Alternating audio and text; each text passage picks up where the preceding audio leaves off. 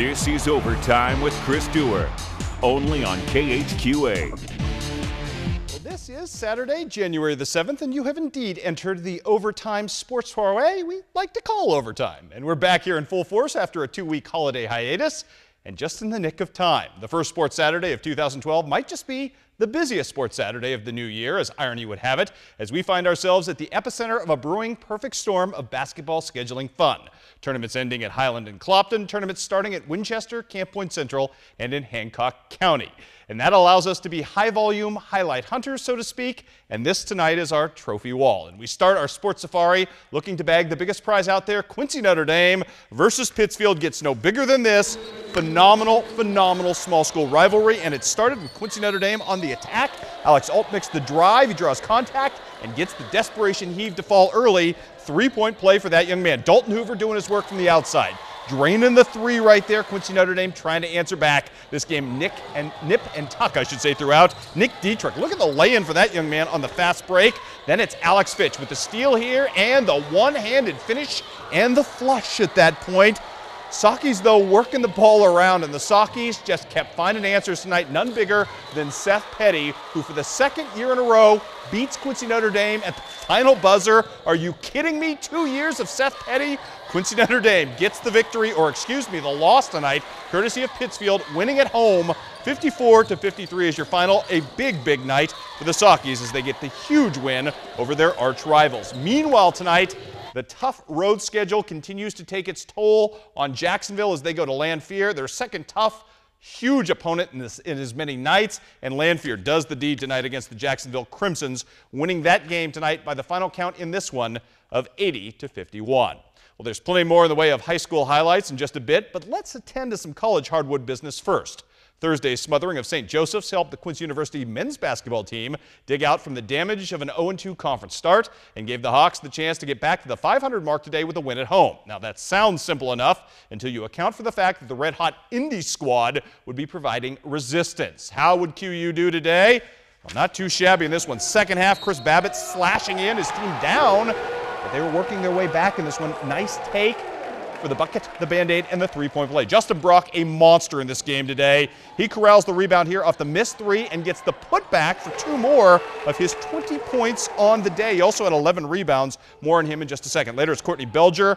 He scored only 2 points in the first half, ended his day with 12. The pull-up spin move for the Gumby man right there. Then it's Scott Hahn doing some work as well on the inside. No, it was Justin Brock finishing that up. QU gets the and one there as well. Then Brock right here using the glass nicely to his own effect.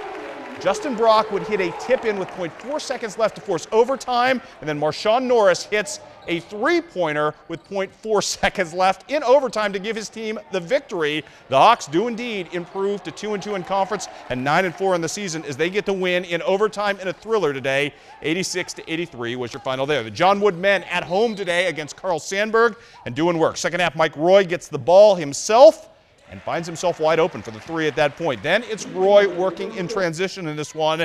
He's going to toe the sidelines and then float in for the two right there. Nicely done. More to come right here. Kyle Brown going to use that long reach of his to good effect in this one as he will clean up and corral the offensive rebound and put that in very nicely. John Wood in a laugher today over Carl Sandburg. As Zach Grover and our buddy Seth Wickard from Macomb back in town got some action today. Didn't do a whole lot for Sandburg, but they would watch this as it would be a big win today for the John Wood Trailblazers. They get the win. 71-42 was your final there. Onto the scoreboard on the men's side of things. Huge news for Western Illinois University. We'll get to them in just a second. We want to tell you that Baker was a winner today over Culver Stockton. 83-50 was your final there. And I mentioned Western Illinois. Apparently that score not going to pop up. I will give it to you now. Western Illinois wins its third straight conference game, 75-65 over the Mastodons of IPFW. Jack Hupt in that game with a career-best 21 points. That means the Leathernecks are now 4-3 in the Summit League, 9-4 overall in the season. That, my friends, none too shabby for a team that has been struggling. It seems like there's new life in Macomb. Let's check in with the women today. Quincy University, Jenny Garber's team trying to bounce back from that ugly loss on Thursday. How about a little work right here for Miss Allie Schwagmeyer? She's going to miss, but right there is Lindsay Hankey, who's been just absolutely going nuts the last couple of nights. She had a great night again tonight. She had 20 points. Meanwhile, more to come right here. Allie Schwagmeyer, she looks healthy right there. Bad wrist and all, getting a nice take. More to come from Miss Allie Schwags, who had 14 points on the night at Camden Central. Brought up doing the deed today as Quincy University would just absolutely run away from Indy in this one. More Lindsay Hankey. She had 6 block shots the other night. I believe she finished with 4 today. That's 10 in 2 games as Quincy University gets back on the right track today with an 87-75 win over Indy. Meanwhile, the John Wood women in action as well, and it would be the Brittany Yost show. The pride of South Shelby doing the deed right here as she slips inside, gets the bucket, the Band-Aid, and the three-point play. How about Brianna Hawthorne doing some work as well in the lane? John very nicely from the paint. That's 2 for her. And then how about Dawn March with a really tough runner right here? Good day for Camp Point Central products as John Wood gets the win. Final count in this one was 54-41 in favor of the Lady Blazers. Other women's scores on the day. No such luck for J.D. Gravina's Leathernecks as they go on the road and lose this morning, 73-54 to IPFW. Culver Stockton can't seem to get right after the winter break yet either. They lose on the road to a very good Baker team, 75-67. Illinois College, though, with a win over Lake Forest, 76-70. Also, no score called in from the College of the Ozarks Classics, where HLGU was playing against Central Baptist today. We can tell you that Southeastern Community College suffers a rare loss on the women's side. But check out the stat line on Hazaria Washington today. She had 31 points, 8 rebounds, and 8 steals. Not a bad day at the office for that young lady. And we, my friends, are just getting warmed up. When we come back, it is tournament madness. All kinds of highlights coming your way straight ahead here on Overtime.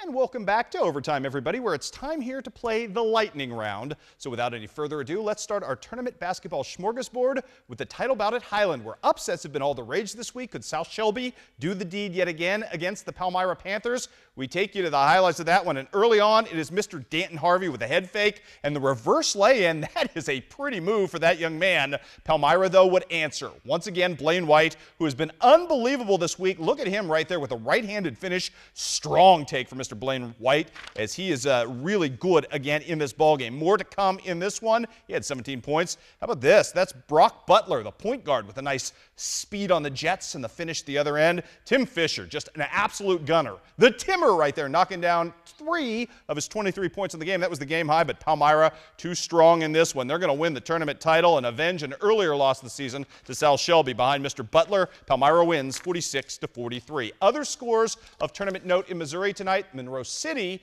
ends up finishing just 3 points shy of winning the consolation championship. They lose to Silex to the Panthers tonight. Brady Baker with 12 points in a losing cause. Score you don't see there, though, Louisiana, a winner in backdraw play over at Clopton today as well.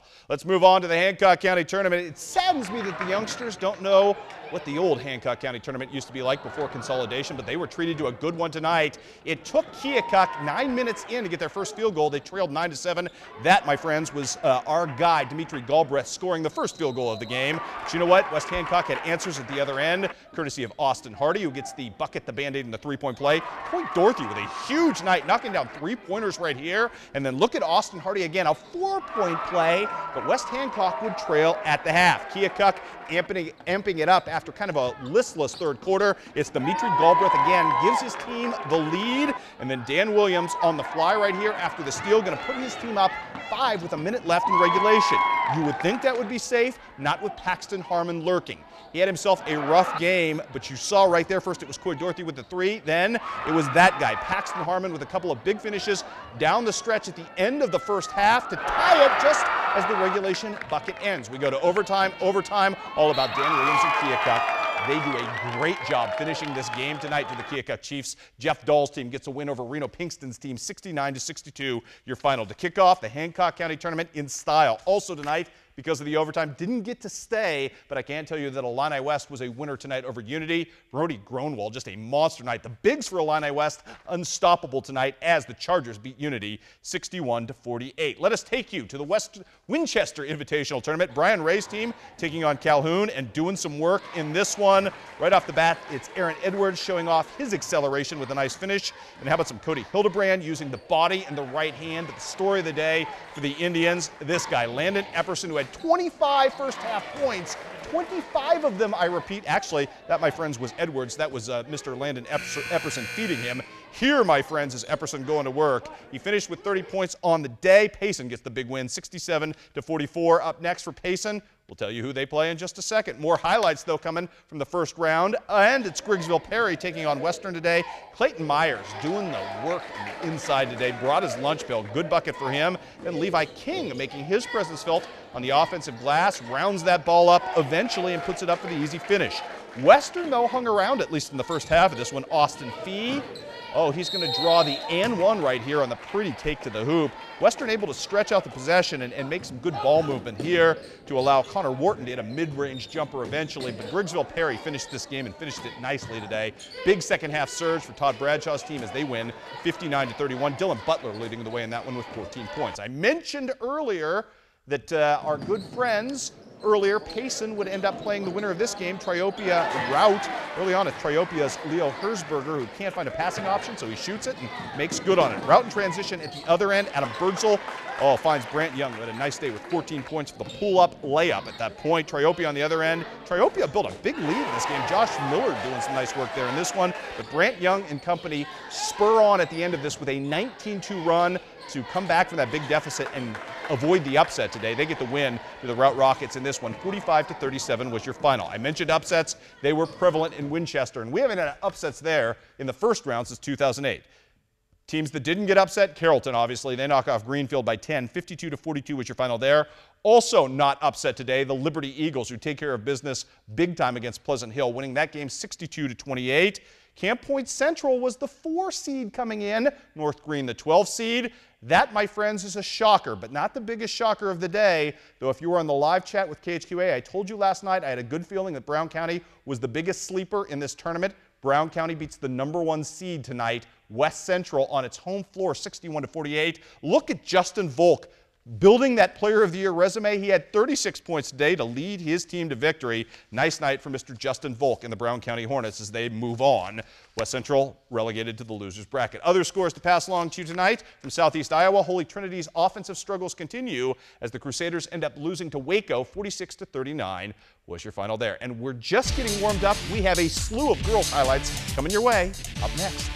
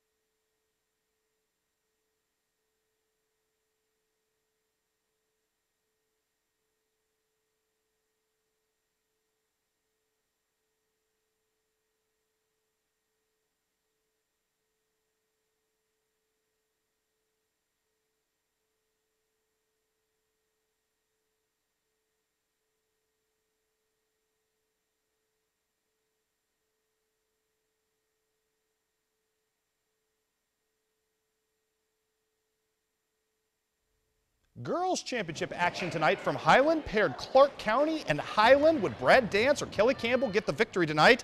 How about the one holding Ashton Luttrell in the hand of cards, and she was just amazing. How about the breakaway layup? You saw the long jumper earlier. Clark County trying to rally back in this game behind Megan Brennan, who has had herself a really nice season and a really nice week. But there was no stopping Ashton Luttrell, who had 24 points on the day, including her 1,000th career point. And the Highland Lady Cougars are your tournament champs, winning on their home floor. Not too shabby a week, ladies. 50-34 was your final there. Tournament's ending. Let's go to tournament starting. Quincy Notre Dame opening up play in the Lady Panther Classic early this morning against Liberty. Shannon Foley and company doing work in this game. A 10-0 run to start, and then Shannon Foley from the outside knocks down the three. Her prowess from outside made this even more delightful for Quincy Notre Dame. Later, it's the Foley sisters in effect right here. Shannon the steal, Cassidy the recipient of the blind pass. Turnover, transition points right there. QND's very good at that. Jordan Frerichs, stellar as usual in this game, and steady. She had 19 points in the day. Give Liberty some credit though. They fought hard in this game despite having just 8 players and despite playing QND. Lanessa Graham with a nice take there. However, Jordan Frerichs and company too strong in this one. Quincy Notre Dame wins in the early game by the final count of 65-25. Behind that, 19 points from Jordan Frerichs and 11 from Shannon Foley. And in the late game, Quincy Notre Dame takes care of Monmouth Roseville. 99-31 was your final there. The Unity girls going to play Quincy Notre Dame on Thursday. Everybody looking forward to that. Unity looked really good in its 2 games today, courtesy of Brooklyn Moore, who cans the open jumper right there. And how about Brianne Begeman? Had herself a monster rebounding game in this one with 18 of them. She also had the steal here, and that would eventually end up in the hands of Rachel Rush, who would have herself a pretty darn good day in her own right. Nice take for her right there. She had 20 points in this game and 6 rebounds. Brooklyn Moore doing work as well right here. The thievery and the throw-in as the Unity Mustangs, boy, they looked awfully good today as well in tune-up action against Monmouth Roseville, winning 69-51. How about the West Hancock girls taking on South Fulton today? South Fulton heavily favored in this game. Try telling that to Adam Brumbaugh's squad. Look at the pretty take right there by Shelby Kaler. Oh, but the Lady Titans weren't done in this one. Allison DeWald from outside going to knock down a 3. Lady Titans sending a message early. They opened on a 7-2 run. Now, Carly Beebe, though, trying to do some work getting her team back into it, finds Destiny Bullinger at one end. But you know what? West Hancock kept answering in this one. Haley Hamill with a great take and the make. Beebe did everything she could, but she could not help her team avoid the upset. The future QU star, great take there, but it would be West Hancock pulling off a major upset, winning today 59-57 was your final there. The Brown County girls trying for their own upset against Jerry Wilson's Havana Ducks, undefeated and looking every bit of that. Though, Vanessa Markert right here with a nice take early. However, her team was down 48-7 at that point. Here's why. Emily Eckel and company just too strong. Havana gets the win in this one big time. 80-23 was your final. More for you today. The host team, Camp Point Central, trying to avenge an earlier loss this week to Brown County. Brown County going to Jenna Yingling early for the 2 right here. But too much of Central in this game. How about Olivia Nelson? Back healthy and playing strong in this one. Great take for her. You know what? Central Southeastern really good in this game. Amy Curley trying to answer at the other end. She would do so for the Hornets. She and Cheyenne Granger would put on a bit of a show early with some fireworks in this one. Miss Granger going to extend the early Brown County lead right here. But you know what? With Central putting on the press, Brown County had no answers for it. Aaron Fleshner would get the 2 at the other end. Central gets that win today. Final count 49-40. Liberty girls trying to upset Lewiston tonight as well after the early game against Quincy Notre Dame. Eagles looking really good in this one. Kara Larson with the 2 in the paint there. Not nearly enough, however. Lewiston too strong in this game, courtesy of Kristen LeGrand. And Liberty gets the loss today, tagged with that, 57-51, though a good showing by those girls. Late scores tonight from the Lady Panther Classic. Unity, I mentioned Rachel Rush, monster night with 17-17 in a win over Lewiston. West Hancock did not have a second upset in them as they lose to unbeaten Havana 81-47. And South Fulton bounces back with a win over Central Southeastern 66-37. How about at the Ladies Spartan Classic in North Green? Beardstown building a big lead in this one. Jill Harris, one of the great post players in our area, would show her worth there. Then Beardstown running the fast break. It's Emily Riddle to Miss Rollins with a nice finish as well. Then it's Miss Riddle going to do it all on her own as Beardstown puts a beating today on Brussels, 60-34. Up next for Beardstown, a showdown with Litchfield. Also today, Triopia trying to get something done against North Green. Erin Washington was the nice take early for her team. However, Triopia just could not seem to get the wake-up call today as they lose and get upset by North Green in this ball game. More for you now. We've got Pleasant Hill, as you saw at the North Green tournament, getting the, well, we'll move on to highlights then. Let's do that. Central Lee in action today against Elbia. The only thing better than a Saturday afternoon basketball game, a dog fight with your little sister. Early on, Jessica Beam took the dog and the fight right out of the dog that was Elbia right here with the forceful foray to the basket. How about this? The big story of the day, Jordan Greenfield. She had 5 steals, transitioned them into 13 points today, and Central Lee was really running well at the expense of Elbia in this ballgame. Tracy Keller, one of our favorite point guards. She shows you why right here. She had 14 points on the day to lead the charge. Central Lee with a nice win today. A big win today, 60-45 over Elbia was your final there. More scores for you if we could. Now let's head just straight to wrestling today because we had that as well. A quad taking place today at Macomb, and your marquee pairing in this one would find Dakota Downs of Quincy High School taking on Josh Edson of Macomb.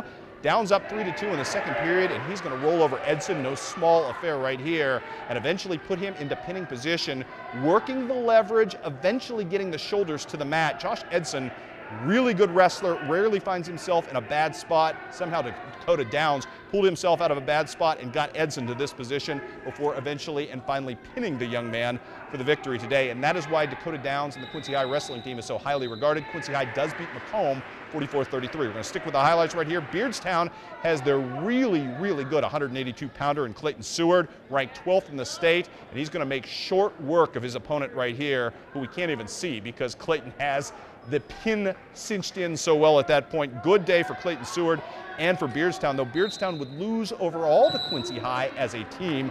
More highlights coming on the other mat. Our man Eli Cousins with the quickest pin of the day for the Macomb Bombers. You will see him at the other end. This took all of about 12 seconds. Look at Eli Cousins getting the job done for his squad today. You're looking at Beardstown versus Quincy High again, and you are looking at state-ranked Antonio Quintana from Beardstown. He's down, but not for long, gets the reversal here, and just as quickly as he does, he sticks his man for the pin, and that, kids, is why Beardstown is state-ranked as a team, and Quintana is state-ranked as an individual. Great wrestler, best wrestler of the day. You know the kid, Brady Sloop from Quincy High, cinching in a quick pinfall right after getting the back points almost immediately as Quincy High School wins 2 matches. Didn't hear how they did against Canton today. Quincy High School did have 2 big match wins today. Also Beardstown 2 big match wins today as well. One more wrestling score to pass along quickly to you. The Hannibal Pirates didn't have a great day as a team at the Gateway Tournament, but Jacob Borgmeyer, boy, he's a monster. Had a 5-0 day, one of the best upper weight class guys we've got in the area. He gets the big wins today, 5 of them in a row, as the Hannibal Pirates have something to hang their hat on